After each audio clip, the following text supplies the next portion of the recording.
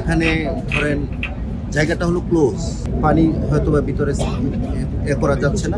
প্রাথমিকভাবে কেমন ক্ষয়ক্ষতি হয়েছে বলে এটা এখনো বলা যাবে নিয়ন্ত্রণে আনা সম্ভব হয়েছে না, এখনো পুরোপুরি হয় নাই। আশা করতেছি আর হয়তো বা আগামী 2-3 ঘন্টার মধ্যে পুরোপুরি নিয়ন্ত্রণে আসবে।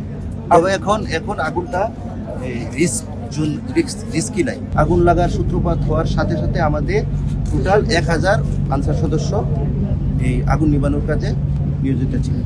সিএমএইচে আছেন 10 জন, আর কুমিল্লা জেনারেল হসপিটালে আছেন 8 জন।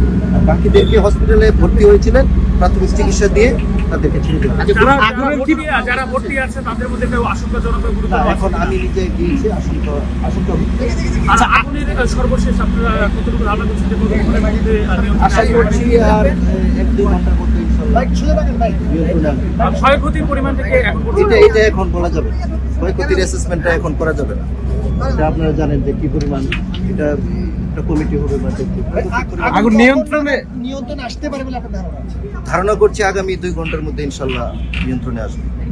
বিমান চলাচলের বিষয়ে এটা বিমানবন্দর কর্তৃপক্ষ বলতে পারবেন, তবে আগুন নিয়ন্ত্রণ সাপেক্ষে এটা সিদ্ধান্ত। এখন এখানে আপনাদের কতজন সদস্য মোতায়েন রয়েছে? এখনো প্রায় 1000 মতো।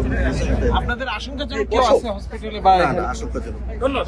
আপনারা জানেন যে এটা হলো একটা আন্তর্জাতিক বিমানবন্দর, সেই হিসাবে এটা যত দ্রুত সম্ভব চালু করা যায় এটা সবারই চেষ্টা আছে। ঠিক আছে, প্রথম যে বলছেন 25 জন আপনারা করতে পারেন আমাদের মোট 25 জন সদস্য আহত হয়েছেন। এর মধ্যে হসপিটালাইজড আছেন এখন এই মুহূর্তে সিএমএইচে 10 জন, আর কুমিল্লা জেনারেল হাসপাতালে 8 জন। আশঙ্কাজনক। বাহিনীর বাইরে কেউ কি ভিতরে আটকা পড়েছিল কিনা এখানকার যারা দায়িত্বে ছিলেন? এই যে না, এরকম কেউ আটকা ভিতরে কেউ আটকা